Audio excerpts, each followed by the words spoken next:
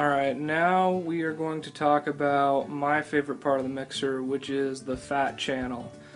Fat channel is the section of the mixer where all you audio geeks out there can get in and tweak to your heart's content all kinds of settings for each and every channel, inputs and outputs. And so I'm going to give you an overview and show you how to do that. We're going to go through this pretty quick, but try to keep up, and hopefully you'll learn something. First off, I'm going to show you where the fat channel is. When I refer to the fat channel, I'm referring to everything in this blue section on the mixer.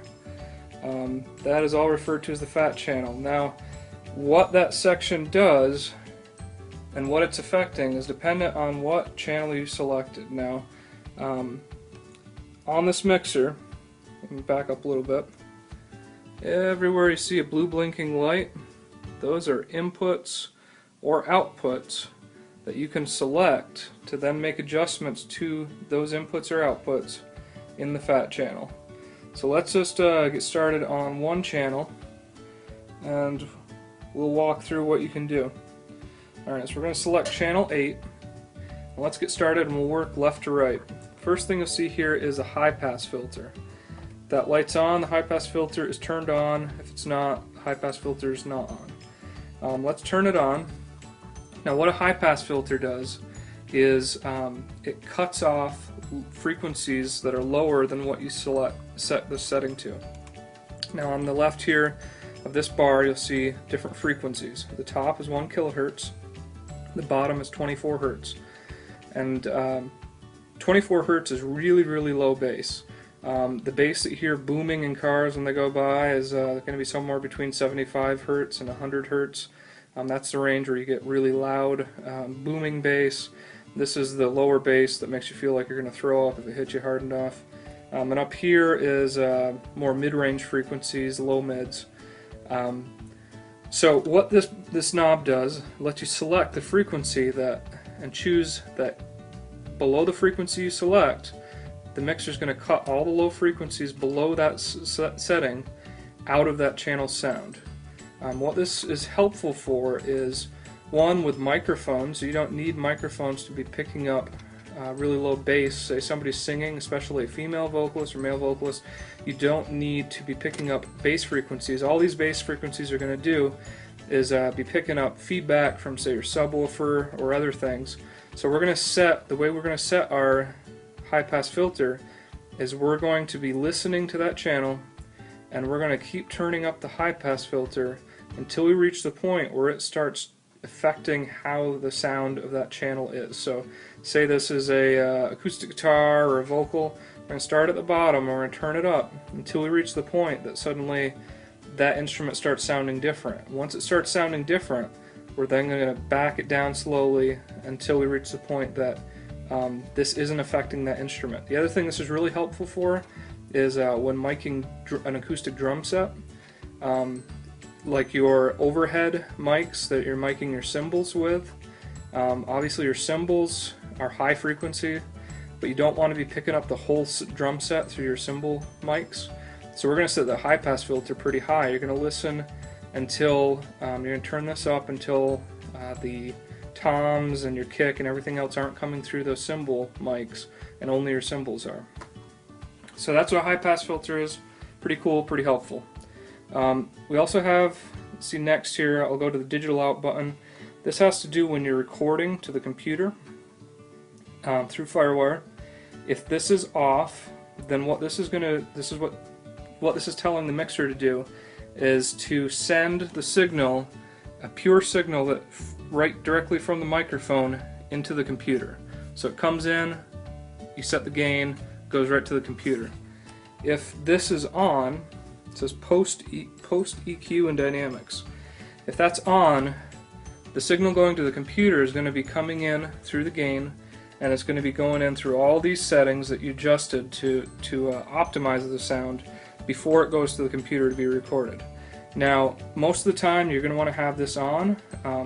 The only time you wouldn't want to have this on is if you plan to do a lot of mixing and adjusting and EQing separately in a studio setting or whatever, at home remixing that recording. But if you want to have that recording the easiest to deal with and not do a lot to it, you're going to want this EQ and Dynamics button on, the digital out button. Next up we have a gate, and what a gate does is literally think about it like a children's gate, like the ones you set up to keep your kids out of the kitchen while you're making dinner and keep them all trapped in the living room like a zoo. That's the way this is going to work. But think about the gate height as being loudness levels. So if we turn this down here, it's a short gate, and what this is meant to do is to keep out sounds that aren't loud enough to go over your gate. So if we set the level low here, sounds coming through that mic don't have to be too loud to be let through. If we turn it up, sounds coming through that mic have to be louder to get let through. So think about it this way. If we have, one instance this is helpful for is electric guitar amps. Everybody knows electric guitar amps hum and buzz as soon as you turn them on, whether or not you're playing. So what I'm going to do is, over here you'll see select channel gain reduction. This is the channel we're working on. This is how much the board is automatically turning down that channel. Now you'll notice that as I turn this knob down, that gain reduction light goes away. When I turn it back up, the gain reduction light comes on. Now when your guitar amp is on but the person is not playing, you're going to start with that gain knob all the way down, the gate knob all the way down, and you're going to turn that gate knob up until that gain reduction light comes all the way down. And what that's going to do is essentially mute the buzz coming from that amp. You're going to hear that that channel is basically going to shut off. But as soon as that guitarist starts playing, it's going to make the signal coming in louder than the amount you set the gate at, and it's going to open up that gate. It's going to turn off the gain reduction when he starts playing, and it's going to let the signal come through for his channel. So as soon as he plays, you'll have sound, but when he doesn't play, you won't get that buzz and it'll shut off. It's also important when you're miking drums, like I said, separate drum mics. You're going to set your gate so that it doesn't let that sound from that mic come through until that drum you had mic'd is hit.